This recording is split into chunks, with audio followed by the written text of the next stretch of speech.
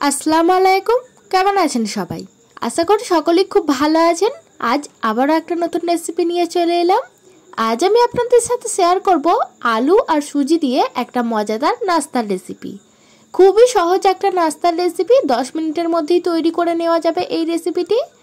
তো চলুন সুজি আর আলু দিয়ে এই নাস্তার রেসিপিটি আজ আপনাদের সাথে শেয়ার করি। এই নাস্তাটি তৈরি করার জন্য প্রথমেই আমি একটি ফ্রাইং প্যানে দিয়ে দিচ্ছি 2 চামচের মতো সাদা তেল। তেলটা গরম হয়ে গেলে তাতে দিয়ে দিচ্ছি ক্যাপসিকাম কুচি। একটা ক্যাপসিকামের হাফের হাফ অর্থাৎ 4 ভাগের 1 ভাগ ক্যাপসিকামকে আমি এরকম ধরে ছোট্ট ছোট্ট করে কুচিয়ে নিয়েছি। সেই ক্যাপসিকামটা 1 থেকে 1.5 মিনিট আমি হালকা শুধু নাড়াচাড়া করে নেব। এরপর আমি তেলের মধ্যে দিয়ে দিচ্ছি গোটা জিরে হাফ চামচ আর দিচ্ছি হাফ চামচ কালো জিরে। আবারও খুব ভালো করে একবার নাড়াচাড়া করে নেব যতক্ষণ না গোটা জিরে আর কালো জিরের একটা সুন্দর স্মেল বের হচ্ছে। যখন স্মেলটা বের হয়ে যাবে তখন আমি দিয়ে দিচ্ছি সাদা তিল।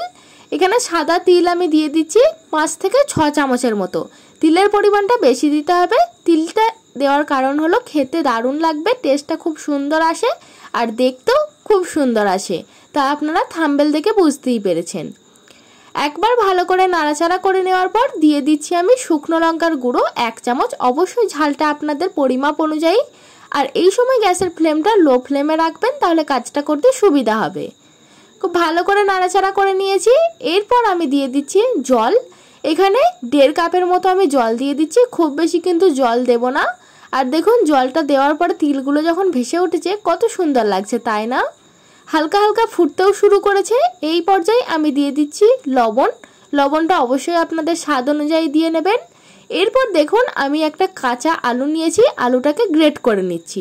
আগে থেকেই ধুয়ে কেটে পরিষ্কার করে নিয়েছিলাম। এরপর এই গ্রেট করা আলুটা সরাসরি এই জলের মধ্যে দিয়ে দিলাম।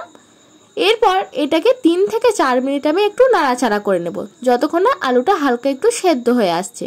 খুব বেশি কিন্তু সেদ্ধ করব না, ওই সামান্য। এটা 4 মিনিটের মতো করে নেব। দেখতেই পাচ্ছেন ফুটতে শুরু করেছে আর মিডিয়াম ফ্লেমে আমি দিয়ে রেখেছি।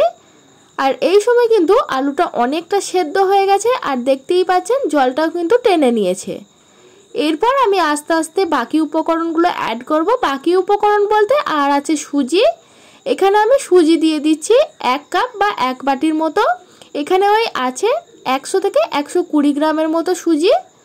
আর একটা আলু দিই এই নাস্তাটি তৈরি হয়ে যাবে। সুজিটাকে এই আলুর সাথে মানে এই মিশ্রণটার সাথে খুব ভালো করে আমি মিশিয়ে নিচ্ছি। এখন দেখতে পাচ্ছেন কতটা নরম অবস্থায় আছে, কিন্তু এটা এরপর আমি মিডিয়াম টু হাই ফ্লেমে দিয়ে খুব ভালো করে নাড়াচাড়া করে নেব। আর এই সময় দেখবেন এই মিশ্রণটা অনেকটা শক্ত হয়ে আসছে। আর কাজটা কিন্তু খুব বেশি হাই ফ্লেমে দিলে হবে না, ওই মিডিয়াম টু লো কিংবা মিডিয়াম টু হাই। যাই হোক, এরপর আমি ভালো করে নাড়াচাড়া করে নিচ্ছি। দেখতেই পাচ্ছেন কতটা শক্ত হয়ে এসেছে, আরও একটু শক্ত হবে। আর এই যে নিচে লেগে যাচ্ছে এগুলো চিন্তার কোনো কারণ নেই, আবার পরে উঠে যাবে। আর এই পর্যায়ে এই মিশ্রণটা আরও একটু শক্ত করার জন্য আমি দিয়ে দিচ্ছি 1 চামচের মতো ময়দা। আপনারা চাইলে কিন্তু এখানে কর্নফ্লাওয়ারও ব্যবহার করতে পারেন, যে কোনো একটা ব্যবহার করলেই হবে। ময়দাটাকে এইটার সাথে খুব ভালো করে মিশিয়ে নিয়েছি। এটা রেডি হয়ে গেছে। এরপর এটাকে আমি তুলে রেখে দিচ্ছি একটা পাত্রে। ঠান্ডা হয়ে যাওয়া অবধি অপেক্ষা করব। 5 মিনিট পর ফিরে আসছি, ঠিক ঠান্ডা হয়ে যাওয়ার পর। দেখতেই পাচ্ছেন 5 মিনিট পর ফিরে এলাম। আর এই মিশ্রণটার মধ্যে আমি এখন 1 চামচের মতো সাদা তেল দিয়ে দিচ্ছি। তেলটা দিয়ে দেওয়ার পরে এই যে ডোটা হয়েছে খুব ভালো করে হাতের সাহায্যে, ময়দার যেরকম ডো হয় যেরকম করে মুথে নেয়, আমি সেরকম করে এই ডোটাকে খুব ভালো করে মেখে নিচ্ছি বা মুথে নিচ্ছি। হাতের সাহায্যেই সম্পূর্ণ কাজটা করতে হবে, কেননা বাঙালির হাতের ছোঁয়া থাকলেই কিন্তু তবেই সেই জিনিসের স্বাদ অনন্য হয়। যাই হোক, মাখা হয়ে গেছে, ভালো করে মাখিয়ে নিয়েছি। এরপর দেখুন একটা আমি ডো নিয়েছি, মানে ডো করে ভাগ করে নিয়েছি। এরপর একটা ডো নিয়ে হাতের তালুর সাহায্যে ভালো করে ঘুরিয়ে গোল করে নিয়েছি। এরপর দেখুন হাতের সাহায্যে আমি মাঝখান দিয়ে একটা ফুটো করে দিচ্ছি। এভাবেই কিন্তু সবগুলো করে নিতে হবে। খুবই সহজ একটা রেসিপি আর ডিজাইনটাও খুব সহজ। এটা নতুন করে দেখানোর কিছু নাই, তাই আমি একটাই দেখালাম। এরপর এগুলোকে গরম তেলে ভেজে নেব। তার জন্য দেখতেই পাচ্ছেন কড়াইয়ে দিয়ে দিয়েছি পরিমাণ মতো রিফাইন অয়েল বা সাদা তেল। এরপর তেলটা গরম হয়ে গেলে তাতে আমি একটা একটা করে নাস্তাগুলো দিয়ে দিচ্ছি। এরপর খুব ভালো করে ভেজে নিলেই কিন্তু এই নাস্তাগুলো রেডি হয়ে যাবে। আর ফ্লেমটা অবশ্যই মিডিয়ামে রাখবেন, তাহলে ভিতরটাও ক্রাঞ্চি হবে আর বাইরেটাও ক্রাঞ্চি হবে। আর এটা ডুবোর তেলে ভাজার চেষ্টা করবেন, তাহলে আরও বেশি খাস্তা হবে। দেখতেই পাচ্ছেন কথা বলতে বলতে একটা রেডি হয়ে গেল। এভাবেই কিন্তু সবগুলো তৈরি করে নিতে হবে। তো বন্ধুরা, আমি ততক্ষণ ভাজতে থাকি। আর আমার এই রেসিপি আপনাদের কেমন লাগলো আমাকে অবশ্যই জানাবেন।